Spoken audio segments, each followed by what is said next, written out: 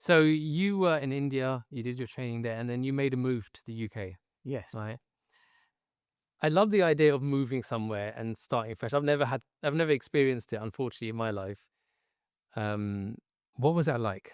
Because it's a massive change, right? The culture in India, the flavors, the sounds, the languages, the color. And yeah. coming, is it to London you came first? I came to London. What was that like Later. for you?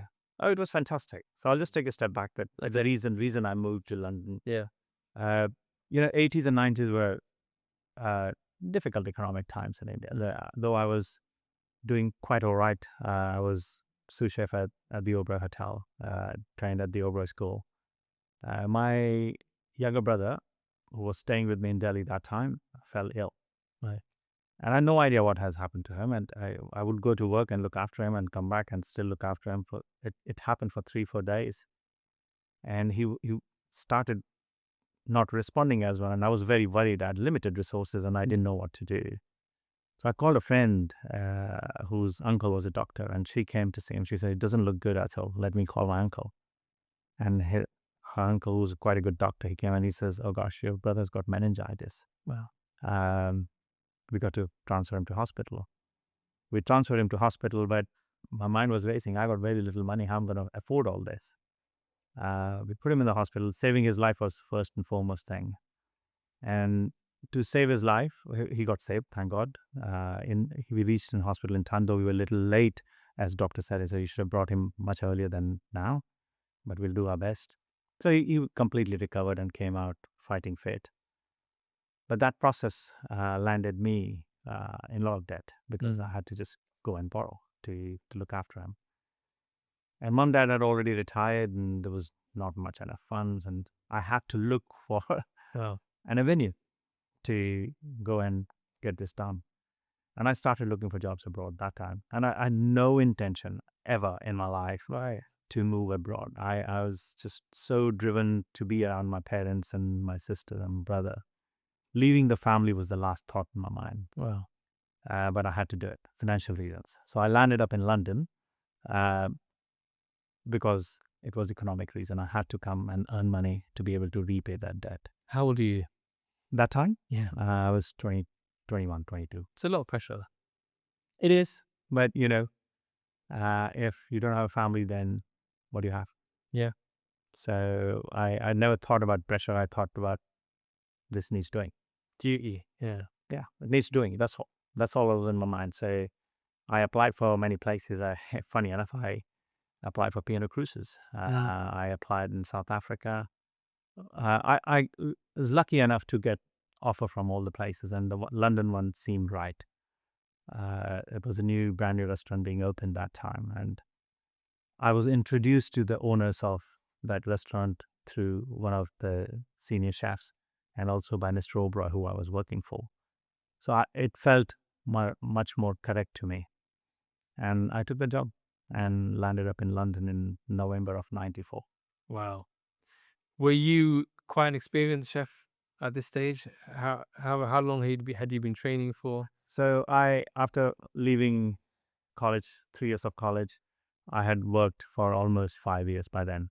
So I was fairly trained chef. Right. I could handle kitchens. I was handling a team of 100 plus people by that time. Wow. So I was quite there. And did people spot your talent early on? Did someone say you're gonna be special? Uh, so I never took compliments. I always took compliments as flattery. Right? Let's put it that way. I didn't take it seriously. I got to get the work done. That's more important to me. So there was a big PR who was looking after the restaurant, and I think in a lot of ways, this particular gentleman, Alan Crompton Batt, his name is, he was the first self-styled London restaurant PR company. Yeah. He actually started what restaurant PR is today as a massive thriving Yeah. industry now. Yeah. But he was the first man who said, I should be doing PR for chefs like Marco and Nico. Mm. So Marco and Nico were his best friends, and he started promoting them. Mm. And then I think I was third or fourth client he had. And I had no idea. Like, I'd come from India. Who's Alan Crompton Batt? Yeah. I didn't even know who Marco Pierre was. When I was introduced to Marco, I just met him as a senior chef and respect and knew very little about him. The only people I knew well about was Rue Brothers because we had in my curriculum I had a couple of books, and in my library I had a couple of books from them, which I knew that they are really accomplished chefs. And Alan always said, "I have eaten Indian food all my life, but what you cook is totally different, Mm. and your take on food is totally different as well. So it'll be interesting to promote here." And I always think, yeah, okay. I never took it that he's serious about it. I just wanted us to do well. I wanted restaurant to do well. And then 94, 95 were actually quite hard economic times in the UK that Mm. time. We were going through a huge transition, pretty much similar to what we have at the moment. So restaurant was wobbly in the beginning, but 2 years down the line, 2 or 3 years down the line, it started picking up and never looked back. Did you ever doubt your decision at any point when you were here? Did you think, I haven't made the right move. I should have stayed? I never doubted my decision, to be honest. I always enjoyed being in London. And what I'm a kind of person who likes a challenge. So London came as a challenge. So I spoke to my dad a lot, pros and cons of London, that what I'm doing and what I'm not doing. The kitchen is a small kitchen. I'm only working with 5 other guys in my kitchen, whereas I had 80 something Yeah. people working around me, and it was a much bigger operation, whether I like it or not like it. Hotel versus restaurant was another big challenge because hotel is such a big entity. Yeah. So my dad was a very wise man. He said, "Why don't you go and befriend some of the hotel chefs Mm. or chefs, other restaurant chefs, and check out what exists there, and then perhaps that will bring more peace to you." So I knew about Chef Alberu, so I knocked on his door and when told him who I was, introduced myself, and he was very welcoming and sat me down, gave me a coffee, and we had a long chat. And then he introduced me to a couple of hotel chefs. There's a executive chef of Dorchester Hotel, Chef Vidi Elsner. So I went to see him through Chef Alberu, and he showed me around. And it was just a kind of learning process for me to see what they're doing. And then I would come back to my kitchen. I think, actually, I'm good. Mm. I'm satisfied where I am, and this decision is good. So whenever I doubted, I had somebody to go to. In India, my dad, and here, Chef Alberu, who I could go to and have a chat with them Mm. regarding my profession. How did it feel being an Indian chef at that time? Especially because now you were going to have this PR company working for you, but everyone else around you that ever was probably white. So, how does that make you feel? Did you feel in any way that you were um, not at their level, or did it any insecurities, or how did you process that moment? You know, I never felt intimidated or out Mm. of place at any time. Mm.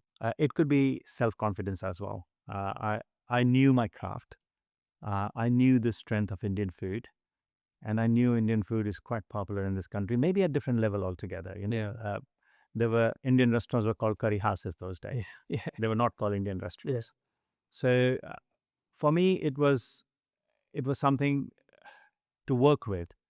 I wanted to tell the world that Indian restaurants can be very posh. Mm. I wanted to create an experiential place, and it took time. It wasn't one day's battle. It was over a period of time. People would always come to restaurant and say, I'll have beer, nothing else. Mm. And for a restaurant just to sell curry and beer will not survive in Mayfair, to be honest. So you needed full experiential meal. Mm. So we were one of the first restaurants to start tasting menus in Indian restaurant Right. uh, with paired wines. I think Tamarind was the first Indian restaurant to have a sommelier. Well. So I did some drastic things which others wouldn't have thought to. And results came. Results Mm. did come. People started looking at us very differently. We were valued very differently. And then finally rewarded very differently. How did that success make you feel? Like, did because it's it's about maintaining a level head. We speak about this off camera about ego, right? Ego in the kitchen. All of a sudden, you're getting praised. But you, with your upbringing, how did you manage that? Uh, it's quite natural to kind of feel elated, feel sometimes big headed as well. Mm. But I came down to my reality very quickly because I never weighed success in form of how much name or fame you have, Mm. or how much money the restaurant is taking. My success has always been on my relations, how I related myself to my people, the guys I worked with, Mm. people in front of the house, and to my wider family. It was very important to me Yeah. because if I become arrogant and I became big headed and I said bad words to someone, I would have to still return to the same society. Yeah. How am I going to face them? Yeah. What are they going to think about me? So I always had that conscious in me. So if you become an arrogant person, and you still would have to go back to your Mm. people, for me, to my chefs, to my family. Uh, that never gelled well with me, to be honest. I always preached people to be nice and kind to each other. It was very important for me that I was standing and chopping onions next to a guy to not only just get the work done, but also make a conversation in appropriate time in the day to make sure that he's well, he's happy, his family is doing okay.